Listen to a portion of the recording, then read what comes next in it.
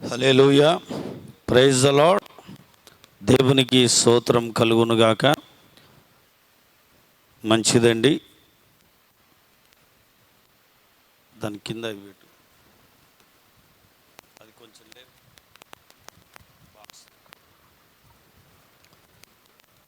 మంచిది. చిన్న ప్రార్థన చేసుకొని వాక్య భాగంలోకి వెళ్దాము.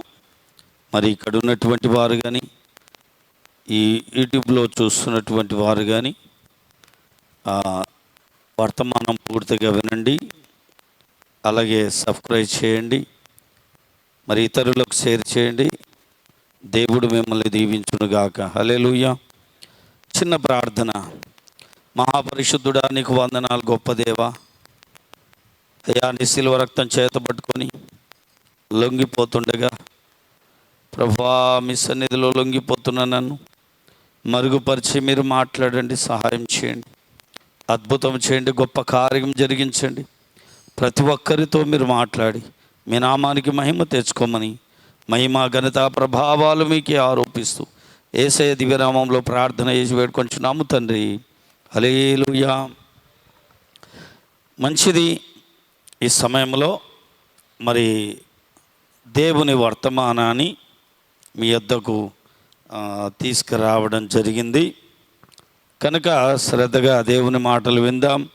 అందరికీ ప్రైజ్ ది లార్డ్. హల్లెలూయా, హల్లెలూయా. అంశం ఏంటి అని అంటే దేవుని దయ. దేవుని దయ చూద్దాము. మరి 2వ రాజుల గ్రంథం 20వ అధ్యాయం 5వ వచనం. 2వ రాజుల గ్రంథం చదవాలి. 20వ అధ్యాయం 5వ వచనం. నీవు తిరిగి నా ప్రజలకు అధిపతి అయిన హిజ్కియా యొద్దకు పోయి అతనితో ఇట్లనుము, నీ పితరుడైన దావీదునకు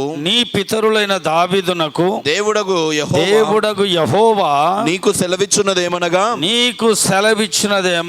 నీవు కన్నీళ్లు విడుచుట చూచితిని, నీ ప్రార్థన నేను అంగీకరించి ఉన్నాను. నేను నిన్ను బాగు చేసేదను.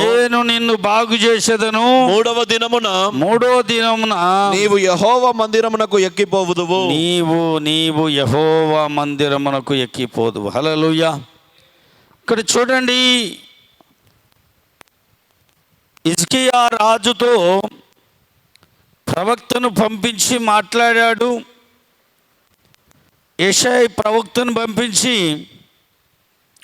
ఇదిగో రాజు దగ్గరికి వెళ్ళి నేను చెప్పింది చెప్పమన్నాడు. వెళ్ళి, ఇదిగో రాజా, నువ్వు నీ ఇల్లు చక్కబెట్టుకో అని చెప్పాడు అన్నమాట. నీ ఇల్లు చక్కబెట్టుకో అనగానే రాజు గోడ తట్టు నిలిపి చేతులెత్తి కదా, ముఖము గోడ తట్టు తిప్పి కన్నీళ్లతో ప్రార్థన చేస్తున్నాడు అన్నమాట. పశ్చాత్తాపం కలిగి ప్రార్థన చేస్తున్నాడు. ఎట్లా నేను నడుచుకుంటునో, ఏ విధంగా నేను నీ ప్రజల ఎదుట లేదంటే నీ సన్నిధిలో నేను ఎలా నడుచుకుంటునో దయతో నన్ను క్షమించమని ప్రార్థన చేస్తున్నారు. దేవుని బిడ్డలారా, దేవుని దయ మన మీదికి రావాలి అంటే, దేవుని దయ, ఆ కనికరం మన మీదికి రావాలి అంటే మనము పశ్చాత్తాపడాలి.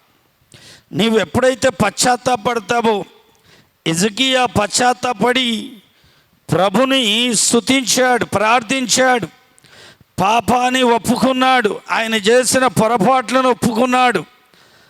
ఆయన ఏమి చేశాడు, కానీ దేవుని సన్నిధిలో, నీ సన్నిధిలో నేను ఎలా ప్రవర్తిస్తునో దయతో కనికరించమని ప్రార్థన చేశాడు. దేవుని బిడ్డలారా, ఎప్పుడైతే ప్రార్థన చేశాడో యెషయా ప్రవక్తను మరలా వెనక్కి పంపించాడు. ఆ పర్ణశాల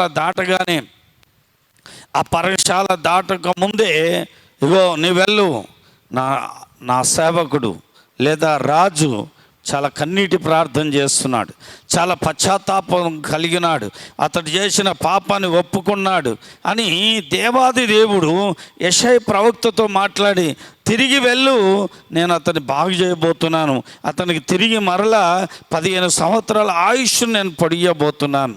దేవుని బిడ్డలారా, ఒక వ్యాధి కానీ, ఒక బలహీనత కానీ, లేకపోతే ఏదైనా కానీ, ఒక శాపము కానీ అవి తొలగిపోవాలి అని అంటే మనం దైవ సన్నిధిలో మనం కన్నీరు గార్చి పశ్చాత్తాపం కలిగితే దేవుని దయ మన మీదికి వస్తుంది. హల్లెలూయా. ఊకనే రాదు, దేవుని దయ రాదు.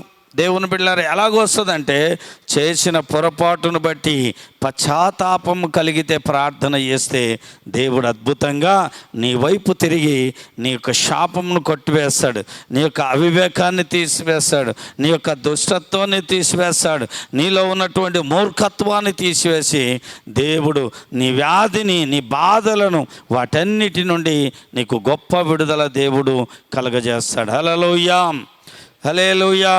హిజ్కియాతో అంటున్నాడు, ఇదిగో నువ్వు కన్నీళ్ళు విడుచుట నేను చూచితిని. ఎన్ని రోజులు చేశాడో ప్రార్థన కదా, ఎన్ని రోజులు చేశాడని అక్కడ లేదు, కానీ నీవు కన్నీళ్ళు విడుచుట నేను చూచితిని. చూడండి, ప్రార్థనకు జవాబు ఎలా వచ్చింది అంటే ఇమ్మీడియట్లీ దేవుడు ప్రార్థనకు జవాబు ఇచ్చాడు. ఆ ప్రార్థన నీవు నేను చేయగలిగితే జవాబు ఇమ్మీడియట్లీ వస్తుందండి. హల్లెలూయా. దేవుడి దయ, దేవుడి కృప మనం పొందుకోవాలంటే అండి మనం పశ్చాత్తాపం కలిగి ప్రార్థన చేయాలి. కనుక నీ ప్రార్థన నేను అంగీకరించి ఉన్నాను, నేను నిన్ను బాగు చేసేదను అని దేవుడు మాట్లాడుతున్నాడు. దేవుని బిడ్డలారా, నీ యొక్క పరిస్థితిని మారుస్తాను, నీకున్నటువంటి బలహీనతలను కొట్టివేస్తాను, నీకున్నటువంటి పరిస్థితులను వాటన్నిటిని నిర్మూలపరిచి నీకు సమాధానం కలిగినటువంటి జీవితాన్ని నేను అనుగ్రహిస్తానని దేవుడు సెలవిస్తున్నాడు. హల్లెలూయా, హల్లెలూయా. కనుక దేవుని బిడ్డలారా, అక్కడ అంటున్నాడు, మొదటగా నీవు తిరిగి నా ప్రజలకు అధిపతి అయిన హిజ్కియా యొద్దకు పో. ఎవరి యొద్దకు పొమ్మన్నాడు? నా ప్రజలకు అధిపతి అయిన హిజ్కియా యొద్దకు పొమ్మన్నాడు. అంటే ఇజ్రాయేల్ ప్రజలకు రాజైనటువంటి హిజ్కియా యొద్దకు దేవుడు పంపిస్తే ప్రవక్త చెప్పిన మాట అండి ఆయన చాలా అద్భుతంగా స్వీకరించాడు రాజు కదా. ఆ యొక్క ఇజ్రాయేల్ ప్రజలందరికీ కూడా రాజై ఉండి కూడా ఆయన సేవకుని మాట తోసివేయకుండా ఆయన ప్రార్థనకు తన మోకాళ్ళు వంచాడు, తన చేతులు ఆకాశం వైపెత్తి కన్నీళ్లు కార్చి ప్రార్థన చేశాడండి. హల్లెలూయా. ఈరోజు దేవుని బిడ్డలారా, చాలామంది ప్రార్థన చేయండి అంటే చేయటం లేదు. ఈరోజు చాలామంది ఇగో దేవుని సన్నిధిలోని వీళ్ళలాగా ఉన్నావు, లేకపోతే నీ పరిస్థితి ఇలాగ ఉంది అని చెప్తే వినే పరిస్థితిలో లేరు కదా. దేవుని ప్రజలకు అధిపతి అయిన, దేవుని ప్రజలైన జనులకు అధిపతి అయిన రాజు ఒక సేవకుడు చెప్పిన మాట విని కన్నీరు గార్చి ప్రార్థన చేస్తే 15 సంవత్సరాల ఆయుస్సును పొడిగించాడు. హల్లెలూయా, హల్లెలూయా. చూడండి, ఇంకొక వాక్య భాగం చూద్దాం. కీర్తనల గ్రంథం 39:11 వచనం. కీర్తనల గ్రంథం 11 నుండి చదువుదాం. 39వ అధ్యాయం 11వ వచనం. దోషములను బట్టి నీవు మనుషులను గద్దింపులతో శిక్షించినప్పుడు చిమ్మట కొట్టిన వస్త్రము వలె నీవు వారి అందము చెడగొట్టెదవు. నరులందరూ వట్టి ఊపిరి వంటి వారు. చూడండి, దోషములను బట్టి నీవు మనుషులను గద్దిస్తావు. దేవుడు గద్దించు నరుడు ధన్యుడు. హల్లెలూయా. దేవుడు గద్దించు నరుడు ధన్యుడు. ఆ శిక్షను స్వీకరించాలి. ఆ గద్దింపును స్వీకరిస్తే దేవుడు అద్భుతం చేస్తాడండి. హల్లెలూయా. ఇదిగో నీవు ఈ పని చేస్తున్నావు, ఇది దేవుని చిత్తము కాదు. ఇది నీవు ఇలాంటి ప్రవర్తన నీకు సరికాదు అని చెప్పినప్పుడు నీ ప్రవర్తన మార్చుకుంటే దేవుడు నీ జీవితాన్ని బాగు చేస్తాడు. హల్లెలూయా, హల్లెలూయా. దోషములను బట్టి నువ్వు మనుషులను గద్దింపులతో శిక్షించినప్పుడు చిమ్మట కొట్టిన వస్త్రములని వారిని అందము చెడగొట్టెదవు, నరులందరూ వట్టి ఊపిరి వంటి వారే. హల్లెలూయా. అలా కింది వచ్చిన చదవండి. నేను దాని కింద యెహోవా నా ప్రార్థన ఆలకింపుము, నా ప్రార్థన ఆలకింపుము, నా మొరకు చెవియొగ్గుము, నా మొరకు చెవియొగ్గుము, నా కన్నీళ్లు చూచి మౌనంగా ఉండకుము. నీ దృష్టికి నీ దృష్టికి నేను అతిథి వంటి వాడను. నా పితరులందరి వలె నేను పరవాసినై ఉన్నాను. నేను వెళ్ళిపోయి చాలు. హల్లెలూయా. ఇక్కడ అంటున్నాడు, యెహోవా నా ప్రార్థన ఆలకించు, నా ప్రార్థనకు చెవియొగ్గు, నా ప్రార్థన వినుమని దేవుని సన్నిధిలో ప్రార్థిస్తున్నాడు భక్తుడు. అలాగే అంటున్నాడు, నా మొరకు చెవియొగ్గుము, నా కన్నీళ్లు చూచి మౌనంగా ఉండకయ్యా. ఈ దీనుడి ప్రార్థనని విను, ఈ దీనురాలి ప్రార్థనని ఆలకించు. అయ్యో, ఈ కన్నీళ్లు చూచి నువ్వు మౌనంగా ఉండొద్దయ్యా, త్వరగా కార్యము జరిగించు అని ప్రార్థన చేస్తున్నాడు అన్నమాట. హల్లెలూయా, హల్లెలూయా, హల్లెలూయా. నా ప్రార్థన ఆలకించు. భక్తుడు ప్రార్థన చేస్తున్నాడు తన బాధల్లో, తన వేదనలో, తన సమస్యల్లో. ఆ సమస్య ఉన్నవారు ప్రార్థన చేస్తే దేవుడు గొప్ప అద్భుతం చేస్తాడు.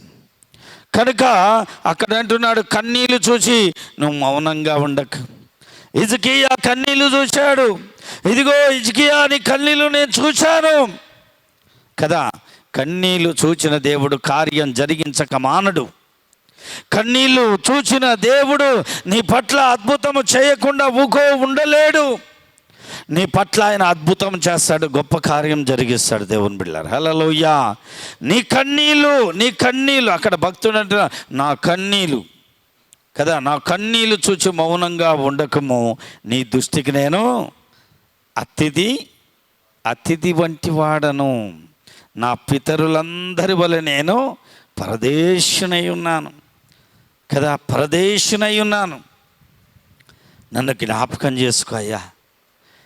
అబ్రహామును జ్ఞాపకం చేసుకున్నావు, ఇస్సాకును జ్ఞాపకం చేసుకున్నావు, యాకోబును జ్ఞాపకం చేసుకున్నావు. అయ్యా, నా పితరులే నేను కూడా పరదేశునై ఉన్నాను, జర కనికరించు. దేవుని బిడ్డలారా, మనం ఈ ప్రార్థనలు చేయాలి. మనం ఈ ప్రార్థనలు చేస్తే దేవుడు మన జీవితాలను మారుస్తాడు, మనకున్న శాపములను తొలగిస్తాడు, మనకున్న దోషములను తొలగిస్తాడు. నీవు ఏ వేదనలో ఉన్నా, ఏ బాధలో ఉన్నా, ఏ సమస్యలో ఉన్నా, ఏ పరిస్థితిలో ఉన్నా దేవాది దేవుడు నిన్ను ఆదుకొనుగాక. హల్లెలూయా, హల్లెలూయా. దేవాది దేవుడు నిన్ను ఆదుకొని రక్షించునుగాక. ఆయన రక్షించే దేవుడై ఉన్నాడు, ఆయన కృప చూపించే దేవుడై ఉన్నాడు. ఈ రాత్రి కాలంలో నీవు ఆయనకు నిజముగా మొరపెడితే నీ పక్షాన ఆయన గొప్ప కార్యము జరిగించునుగాక. హల్లెలూయా, హల్లెలూయా. కనుక నేను నా పితరుల వలె నేను కూడా పరదేశునై ఉన్నాను. ఈ దేశంలో నేను పరదేశునై ఉన్నాను. దయతో నన్ను కనికరించు, నన్ను నా ప్రార్థన స్వీకరించు, నా ప్రార్థనని అంగీకరించు అని దావీదు భక్తులు ప్రార్థన చేస్తుండగా గొప్ప కార్యాలు దేవుడు జరిగించాడు. హల్లెలూయా. చూడండి, కింది వచనం చదువున్నాను. నా పితరులందరి వలె, చాలా కింది వచనం 13వ వచనం. నేను వెళ్ళిపోయి లేకపోక మునుపు నేను తెప్పరిల్లునట్లు నన్ను కోపముతో చూడకు. దేవుడు కోపముతో చూస్తే నరుడు బ్రతుకుతాడా కదా. దేవుని బిడ్డలారా, ఇలాంటి ప్రార్థన చేస్తే దేవుని దయ మనిషి మీదకి రాక ఎలా ఉంటుందండి? హల్లెలూయా. ఖచ్చితంగా దేవుని దయ నీ మీదకి వస్తుంది అన్నమాట. హల్లెలూయా. భక్తుడి ప్రార్థన, నేను వెళ్ళిపోయి లేకపోక మునుపు నేను తెప్పరిల్లునట్లు నన్ను కోపముతో చూడకుమయ్యా. నీ కోపము నా మీద జాలి కలిగి రావాలా, నా మీద నీ దయ కావాలయ్యా, నీ దయ నాకు కావాలి కదా. నీ కృప లేని క్షణము నేను ఏమవుదునో తెలియదు కదా. ఆయన కృప కదా. యేసన్న గారు ఒక పాట రాశాడు కదా, నవనూతన మార్గమున నన్ను నడిపించు, కోపించుచునే వాత్సల్యం చూపించుతూ, కోపించుచునే వాత్సల్యము చూపించేటటువంటి దేవుడు నీవు ఆరాధిస్తున్నటువంటి దేవుడు. హల్లెలూయా. కోపించుచునే వాత్సల్యం చూపిస్తూ దానిలో నిన్ను నిలబెట్టి అద్భుతంగా ఆశీర్వదించే దేవుడై ఉన్నాడు. హల్లెలూయా. రాత్రి కాలంలో దేవుని బిడ్డలారా, మీరు దేవునిని స్తుతిస్తే దేవుని కృప మీ మీదికి వస్తుంది, దేవుని దయ మీ మీదికి వస్తుంది అన్నమాట. హల్లెలూయా. కనుక నేను తెప్పరిల్లునట్లు నన్ను కోపముతో చూడకయ్యా. నువ్వు కోపం చూస్తే నేను బ్రతకలేనని దేవుని వాక్యం హెచ్చరిస్తుంది. హల్లెలూయా. హల్లెలూయా. చూద్దాం, ఇజ్రాయేల్ ప్రజలు ఇంకొక దగ్గర దేవుడు వారితో ఎలాగున్నాడో ఒకసారి చూద్దాం. 78వ కీర్తన 38వ వచనం కారణం చదువుదాం.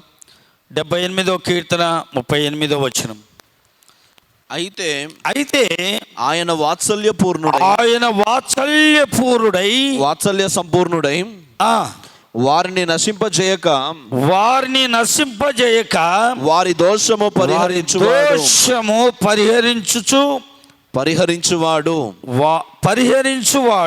తన ఉగ్రతను ఏమాత్రమును రేపుకొనక పలుమార్లు కోపము అణుచుకొనువాడు. హల్లెలూయా. చూడండి, ఆయన నిజంగా ఇజ్రాయేల్ ప్రజలు ఎంత ప్రభుకి వ్యతిరేకంగా పనిచేసిన, వైదొలిగిపోయిన, పాపానికి బానిసలైన వారందరిని బట్టి ఆయన వాత్సల్య సంపూర్ణుడై వారిని నశింపజేయక వారి దోషము పరిహరించువాడు తన ఉగ్రతను ఏమాత్రము రేపుకొనక పలుమార్లు కోపము అణుచుకొనువాడు. హల్లెలూయా. ఈరోజు దేవుని బిడ్డలారా, ఒక నిమిషం పట్టదండి దేవుని దయ నీ మీదికి రావాలి అంటే. ఒక నిమిషం పట్టదు.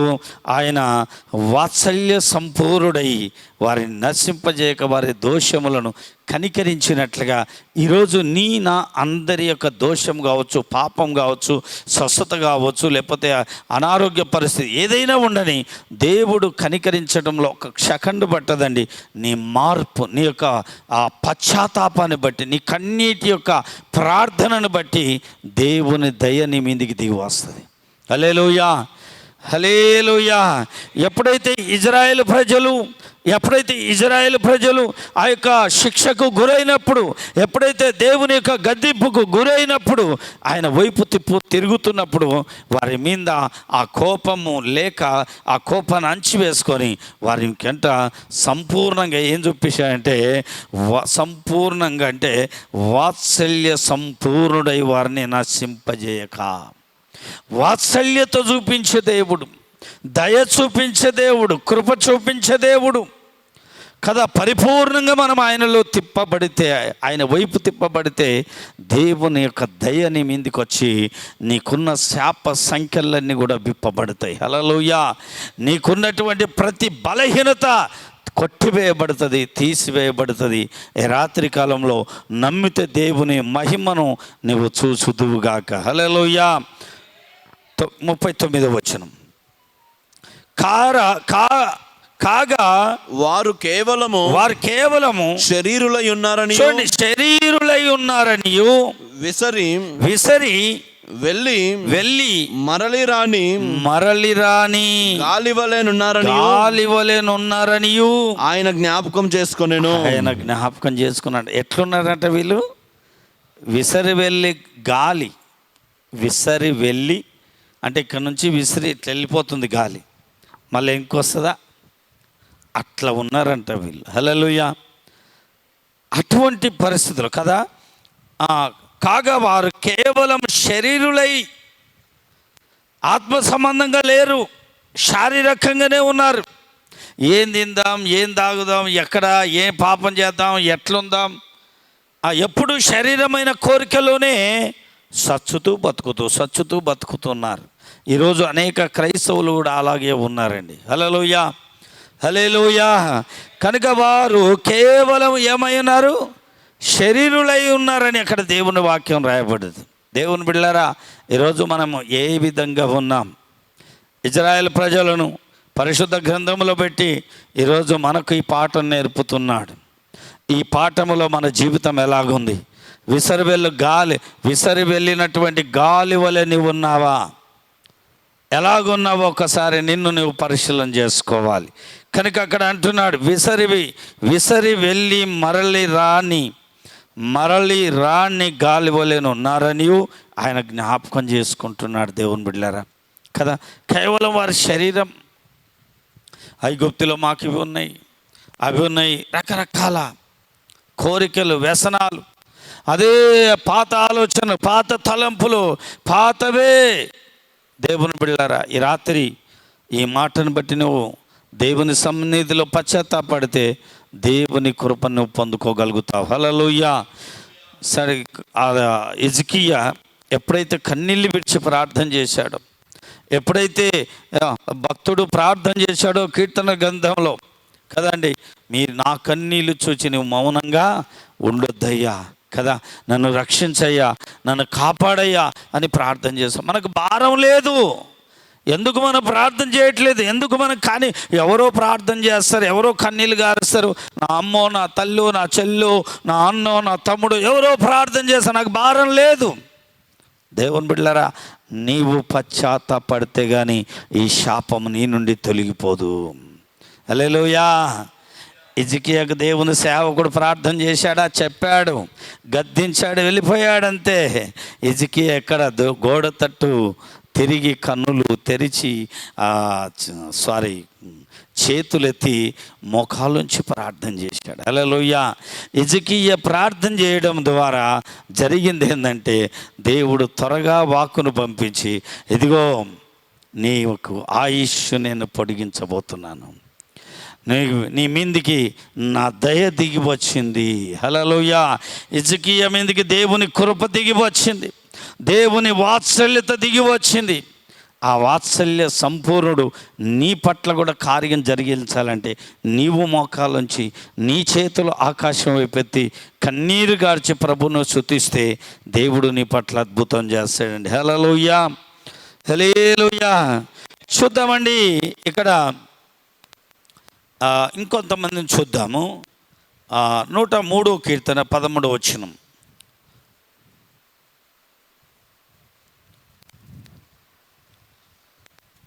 తండ్రి తన కుమారుల ఎడల జాలిపడునట్లు యెహోవా తన యందు భయభక్తులు గలవారి ఎడల జాలిపడును.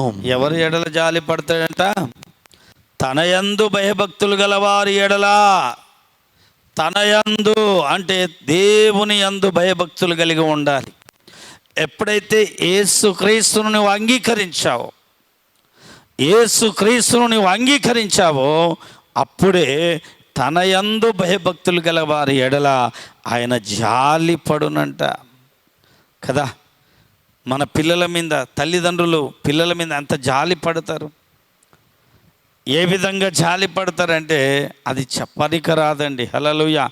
అంత అల్లారు ముద్దుగా ఎలా పెంచుకుంటారంటే అలా పెంచుకుంటారు కదా. కన్న తల్లి తండ్రుల ముంగల పిల్లలు ఒక ఇబ్బంది పడుతున్నారంటే, లేకపోతే అనారోగ్యముతో ఉన్నారంటే, లేకపోతే అనేక సమస్యల్లో ఉన్నారంటే వాళ్ళ ప్రాణము గిలగిల కొట్టుకుంటుంది వారి పిల్లలను బట్టి.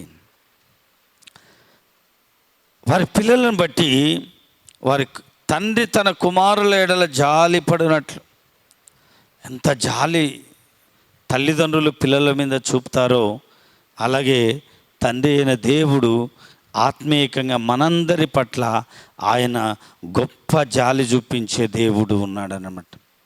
నీ పట్ల, నా పట్ల, మనందరి పట్ల జాలి కలిగిన దేవుడు. ఆ జాలి మన మీద ఉండాలి అంటే ఆయనకు విరోధమైనటువంటివి ఏవైతే చేశామో వాటన్నిటిని ఒప్పుకొని విడిచిపెడితే, ఆయన వైపు తిరిగితే అప్పుడు నీ పట్ల అద్భుతం జరుగుతుంది. హల్లెలూయా, హల్లెలూయా, హల్లెలూయా.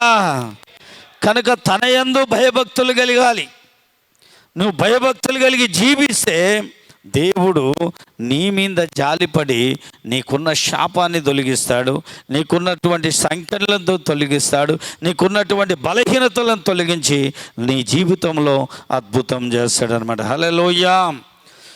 చూడండి, యేసుప్రభుల వారు ఒక ప్రాంతానికి వెళ్ళి కన్నీరు గార్చాడు. యేసుప్రభుల వారు కూడా ఈ లోకానికి వచ్చి, అంటే శారీరకంగా వచ్చాడు. మనుషుడు మాంసము కలిగి అవయవాలు కలిగి అలాగున్నాడు. యేసుప్రభు కూడా అలాగే ఉండి ఈ లోకానికి వచ్చి 3.5 సంవత్సరాలు ఆయన పరిచర్యలో కన్నీరు గారుస్తున్నాడు. యోహాను సువార్త 11:35 చదవాలి తొందరగా. యేసు కన్నీళ్లు విడిచెను. యేసు కన్నీళ్లు విడిచెను. కాబట్టి యూదులు అతని ఎలాగో ప్రేమించెనో, అతనిని ఎలాగూ ప్రేమించెనో చూడుడని అక్కడ ఉన్నటువంటి యూదులు చెప్పుకుంటున్నారు అన్నమాట. అబ్బాయి, ఈ చనిపోయిన లాజరును ఎంతగా ప్రేమించాడో చూడండి, అర్థం చేసుకోండి మాట. యేసు లాజరును బట్టి కన్నీళ్లు విరుస్తున్నాడు. అక్కడ ఉన్నటువంటి ప్రజలు, యూదా ప్రజలు అంటున్నారు, ఈ వ్యక్తిని బట్టి యేసు ఎంతగానో ఏడుస్తున్నాడు, ఎంతగానో. హల్లెలూయా. చూడండి, ఎలాగూ ప్రేమించునో చూడండి.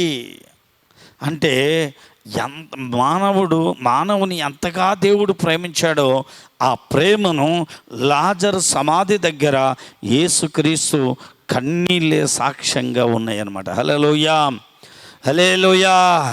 ఆ కన్నీళ్ళు విడుస్తూ తండ్రికి స్తుతిస్తున్నాడు, తండ్రి అని స్తుతిస్తున్నాడు. ఆ కన్నీళ్ళు విడిచి ప్రార్థన చేశాడు. దేవుడు కనికరించి లాజరును లేపాడు అక్కడి నుంచి. హల్లెలూయా.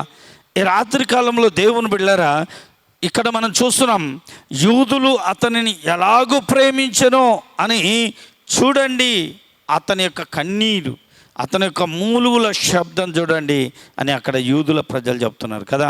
యోహాను సువార్త 3వ అధ్యాయంలో రాయబడ్డది, దేవుడు లోకమును ఎంతో ప్రేమించెను కదండి. దేవుడు ఎంతగానో ప్రేమించాడు. ఆ ప్రేమను మనుష్యుని కనులకు గుడ్డితనం కలిగించింది గనక ఆ ప్రేమ అర్థం కావట్లే ప్రతి ఒక్కరికి. అక్కడ ఉన్నటువంటి యూదా ప్రజలు అంటారు, చూడండి ఈయన ఎంత ప్రేమిస్తున్నాడు లాజరును. అయితే లాజర్ని ప్రేమించాడా? నిన్ను ప్రేమించట్లేదా దేవుని బిడ్డలారా? హల్లెలూయా, హల్లెలూయా. ఆయన నిన్ను, నన్ను, మనందరినీ కూడా లాజరు ప్రేమించిన ఆ ప్రేమనే మన మీద కూడా చూపుతున్నాడు. హల్లెలూయా. హిజ్కియా మీద దింపిన దయ, ఆ కనికరం ఈరోజు నీ పైన, నా పైన కూడా ఉంది. ఆ కనికరము, ఆ దయ, వాత్సల్యత పొందుకోవాలంటే ఒక హిజ్కియా వలె ప్రార్థన చేయాలి. ఒక యేసు ప్రభు వలె కన్నీరు విడిచి అక్కడ ప్రార్థన చేస్తున్నట్టుగా ఆ సాదృశ్యాన్ని మనం చూస్తున్నాము. ఆ సాదృశ్యము మనం కూడా స్వీకరించి, అయ్యో నేను బలహీనతలు కలిగిన వ్యక్తిని, అయ్యో నీకు వ్యతిరేకంగా చేశాను, అయ్యో అని మనం ఎప్పుడైతే ఏడుస్తామో మన పట్ల దేవుడు అద్భుతం చేస్తాడండి. హల్లెలూయా, హల్లెలూయా, హల్లెలూయా. ఒకరోజు దేవుని బిడ్డలారా, ఒకరోజు ఏం జరిగింది అని అంటే, ఓ భయంకరంగా ఏడుస్తూ ప్రార్థన చేస్తున్నాం. మేము ముగ్గురం కూడా కన్నీటి ప్రార్థనలోకి వెళ్ళిపోయాము. కానీ ఆ రోజు మాకున్నటువంటి వేదన, ఆ రోజు ఉన్నటువంటి మాకు బాధ, ఆ సమస్యలను బట్టి కన్నీరు విరుచుతూ ప్రార్థన చేస్తున్నప్పుడు దేవుడు అద్భుతంగా అదే రాత్రి ఒక ఆనందకరమైనటువంటి శుభవార్తను బయలుపరిచాడు. ఒక ఆనందకరమైన దుఃఖములో ఉన్నాం, వేదనలో ఉన్నాం, సమస్యలో ఉన్నాం. అదే రాత్రి దేవుడు ఒక ఆనందకరమైనటువంటి వార్తను మాకు అనుగ్రహించాడు. దేవుని బిడ్డలారా, కనుక మనం దుఃఖంలో ఉన్న, వేదనలో ఉన్న, ఎక్కడున్నా, ఏ పరిస్థితిలో ఉన్నా మన ప్రార్థన ఆయన వింటే ఖచ్చితంగా నీకు జవాబు వస్తుంది. హల్లెలూయా! ఖచ్చితంగా నీకు జవాబు వస్తుంది. ఖచ్చితంగా ఆ జవాబు, అలాగే నీ ప్రార్థనకు ప్రతిఫలము దేవుడు దయచేస్తాడు అన్నమాట. హల్లెలూయా! చూద్దాము, ఇంకొక మాట చూసి మనం ముగించుకుందాం. ఒక 2 మాటలు చూసి మనం ముగించుకుందాం. యెషయా గ్రంథం 63వ అధ్యాయం 8వ వచనం చదవండి.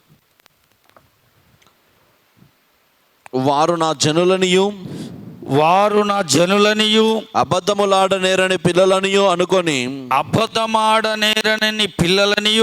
అనుకొని ఆయన వారికి రక్షకుడయ్యాడంట. చూడండి, హల్లెలూయా! ఏమయ్యాడంట? వారు నా జనులనియు అబద్ధములు ఆడనేరని పిల్లలనియు అనుకొని ఆయన వారికి రక్షకుడయ్యాడంట. వారు పాపాత్ములై తిరుగుబాటు చేస్తారని దేవునికి ముందే తెలుసు. అయినా వారిని రక్షించడానికి ఆయనకు రక్షకుడై ఉన్నాడు. అయినా వారిని ఆ పాపము నుండి, అబద్ధాల నుండి, మోసాల నుండి విడిపించడానికి రక్షకుడై ఉన్నాడు. దేవుని బిడ్డలారా, ఎలా అబద్ధాలు, ఎలా మోసాల నుండి, ఎలాగా లంచగొండి నుండి, ఎలాగా పాపము నుండి అంటే ప్రతి ఒక్కరికి దేవుడు గుర్తుంచేటట్టుగా ఏదో ముళ్ళు పెట్టి ఆ దేవుని వైపు తిరిగేటట్టు చేస్తాడనమాట. హల్లెలూయా! ఖచ్చితంగా నేను చెప్తున్నా కదా, ఈ రాత్రి ఖచ్చితంగా దేవుడు ఏదో ఒక ముళ్ళు నీకు పెడితేనే ఆ దేవుని వైపు నువ్వు చూస్తా. హల్లెలూయా! హల్లెలూయా! కనుక దేవుని బిడ్డలారా, వాళ్ళు చూడండి, కిందికి చదువునాను 9వ వచనం. వారి యావత్ బాధలో ఆయన బాధ నొందెను. ఆయన సన్నిధి దూత వారిని రక్షించెను. ప్రేమ చేతను తాలిమి చేతను వారిని విమోచించెను. పూర్వ దినములన్నిటను ఆయన వారిని ఎత్తుకొనుచు మోసుకొనొచ్చుచున్నాయంట. చూడండి, హల్లెలూయా! ముందే తెలుసు వారు పాపం చేస్తారని. వారి యావత్ బాధల్లో ఆయన బాధ నొందెను కదా. వారి యావత్ బాధల్లో ఎప్పుడంటే నువ్వు మాట వినలేదు, చూడండి, నువ్వు మాట వినకుండా వెళ్ళిపోతున్నావు, చూడండి, అప్పుడు నీకు కొన్ని బాధలు వచ్చినాయి. ఆ బాధల్లో, ఆ బాధపడుతున్నటువంటి సందర్భంలో ఆయన నీతో కూడా కదా, వారి యావత్ బాధల్లో ఆయన బాధ నొందెను కదా. ఆయన బాధ నొందుతున్నాడు. ఆయన సన్నిధి దూత వారిని రక్షించెను. ఆయన సన్నిధిలో నుండి వచ్చిన దూత యేసు క్రీస్తు నిన్ను రక్షించటానికి కదా కలువరి గిరిలో కదా ఆయన రక్తం కార్చాడు. కొరడా దెబ్బలు, యావత్ బాధ ఎవరి కొరకు? నీ శాపాల కొరకు, నీ బలహీనతల కొరకు, నీ సమస్యల కొరకు, నువ్వు చేసిన మోసాలు కావచ్చు, అబద్ధాలు కావచ్చు, పాపాలు కావచ్చు, వాటన్నిటి కొరకు నీ యావత్ బాధలో ఆయన బాధ నొందెను. దేవుని బిడ్డలారా, ఆయన సన్నిధి దూత యేసుక్రీస్తుకు సాదృశ్యంగా మనం చూడొచ్చు. ఆయన సన్నిధి దూత వచ్చి అంట వీరిని రక్షించాడంట. దేవుని బిడ్డలారా, హల్లెలూయా! కనుక నా ప్రియమైనటువంటి దేవుని బిడ్డలారా, అక్కడ అంటున్నాడు, చేతను ఆ ప్రేమ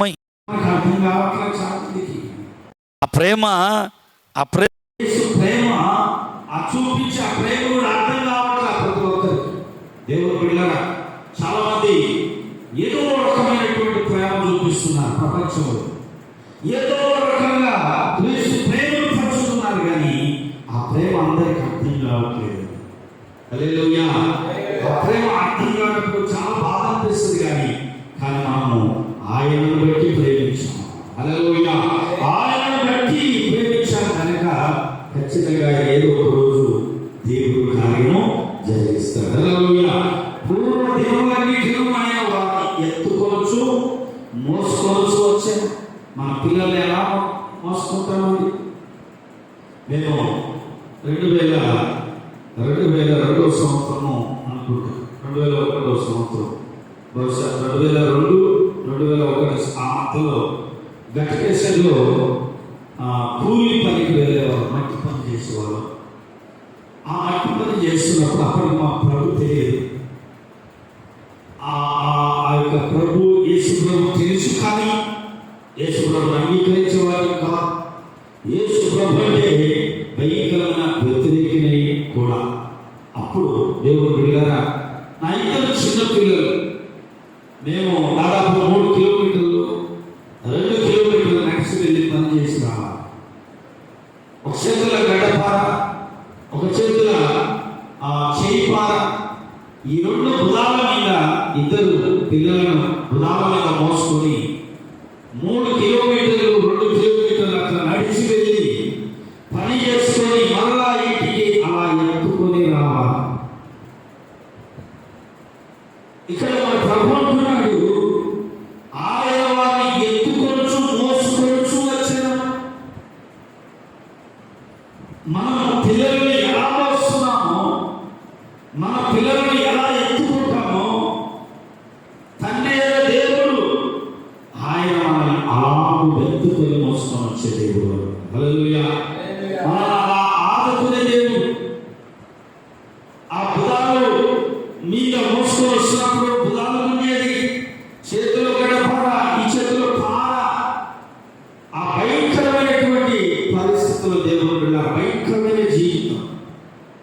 పొద్దుతో పని చేయాలి, మళ్ళా మోసుకొని రావాలి.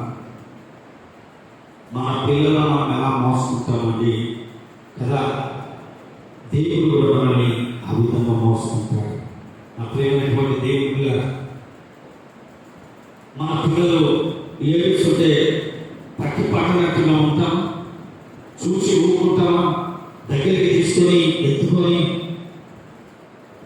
లాలించి ఏదో ఒకటి కబుర్లు చెప్పి వారిని ఊరుకుంచే ప్రయత్నం చేస్తాం. హల్లెలూయా. తన ప్రజలను వారు అనుభవించే బాధను చూసి, తన బిడ్డలు పడుతున్నటువంటి వేదనలను, బాధలను చూసి దేవుడు ఎప్పుడు ఊరుకోడండి. హల్లెలూయా. అందుకని మనుషుడు బాధ అనుభవించకుండా, మనుషుడు ఆ పాపంలో ఉండకుండా, ఆ నరకమైన శిక్ష నుండి తప్పించుకోవడానికి యేసుక్రీస్తు లోకానికి వచ్చి మరణించి బాధ పెట్టబడి తిరిగి 3వ దినాన లేచాడు అన్నమాట. హల్లెలూయా. ఆ ప్రేమని ఈరోజు నిన్ను ఉన్నాగా మనందరినీ ఆ శాపం నుండి రక్షిస్తుంది, ఆ బలహీనతల నుండి రక్షిస్తుంది, ఆ విడుదల రక్షిస్తుంది అన్నమాట. హల్లెలూయా. కనుక వారిలో నుండి ఆయన వారి బాధను అనుభవించాడు కదా. ఆ కరుడా దెబ్బలు కొడుతుంటే, ఆ ముళ్ళ కిరీటం ద్వారా, మేకుల ద్వారా వారి యావత్ బాధను ఆయన అనుభవించి మనకు రక్షణ మనకు అనుగ్రహించాడు, విమోచన మనకు అనుగ్రహించి మనల్ని ఆదుకుంటున్నాడు అన్నాడు. హల్లెలూయా. కనుక దేవుని దయ మన మీదికి రావాలి అంటే కదండి మన కన్నీటి ప్రార్థన కావాలి. హల్లెలూయా. ఇజ్రాయెల్ ప్రజలు పడిపోయినప్పుడల్లా మిద్యానీయులకు, లేకపోతే మోయాబీయులకు, లేకపోతే ఫిలిష్తీయులకు, లేకపోతే రకరకాల వారికి అప్పచెప్పేవాడు. ఆ బాధ దేవుడు అప్పచెప్పబడి మరలా వారు దేవుడు వైపు తిరిగేవారు. అలాగే లోకంలో దేవుడు చాలా మంది రకరకాల పరిస్థితులు, రకరకాల భావాలు కలిగి ఉన్నారు. కనుక దేవుడు ఇజ్రాయెల్ ప్రజలు పడిపోయినప్పుడల్లా ఎదురు తిరుగుతారు కదా, దేవుడిని నొప్పిస్తారు, దేవుడి హృదయాన్ని నొప్పించేటటువంటి పరిస్థితి. కనుక ఈ రాత్రి కాలంలో నా ప్రేమైనటువంటి దేవుడు ఎవరైనా ఎటువంటి సందర్భంలోనే నీ యొక్క ప్రార్థన దేవుడి సన్నిధికి వినపడాలి, నీ ప్రార్థన దేవుడు ఆలోచించి మన బ్రతుకులు మార్చుగాక. హల్లెలూయా. హిజ్కియా ప్రార్థన విని దేవుడు తనకు ఆయుష్ను పొడిగించిన దేవుడు.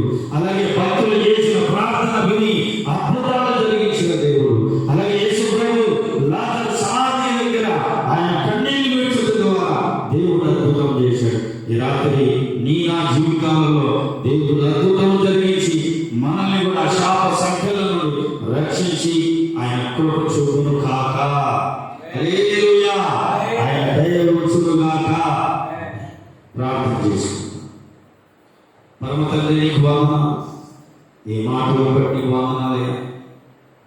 అయ్యా చదువులేని నన్ను ఈ విధంగా మీరు నిలబెట్టుకొని మాట్లాడినందుకు మీకు వందనాలు, కృతజ్ఞత. మీ జ్ఞానం ఇచ్చి మీరు ఇచ్చిన జ్ఞానాన్ని బట్టి వాడుకున్నందుకు మీకు వందనాలు.